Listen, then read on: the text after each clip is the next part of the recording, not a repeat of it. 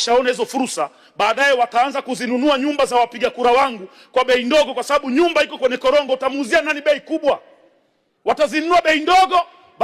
Tukija kujenga barabara, wananchi wetu watakuwa walipoteza opportunity. Huu ni muda, wameniamini kibarabara, mtoto wao. Nimekuja kuwaombea barabara kwa ajili ya jimbo la Kigoma mjini, katika bunge hili la Jamhuri ya Muungano wa Tanzania.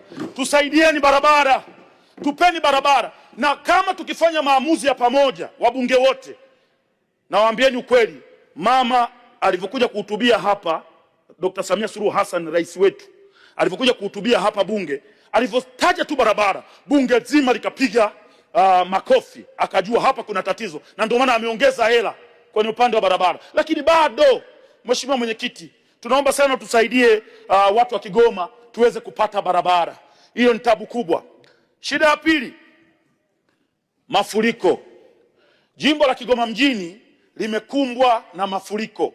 Yapo mafuriko ambayo yanatengenezwa na Mwenyezi Mungu. Mwenyezi Mungu analeta mvua nyingi, mafuriko yanatokea. Hiyo hatuwezi kumlaumu mtaalamu yoyote. Lakini yapo mafuriko ambayo yanasababishwa na uzembe wetu sisi ambao ni viongozi tuliopewa nafasi ya kuongoza wale wananchi. Kwa mfano, sehemu ambapo maji yangepata mtaro yangeenda ziwani moja kwa moja, haujajenga mtaro. Tafsiri yake maji yanachagua sehemu ya kupita, aidha achague sebuleni au chumbani, kisha apitilize endelea shughuli zake. Kwa kuna makosa mengine, hata mimi kwenda kuwapa watu pole naona aibu.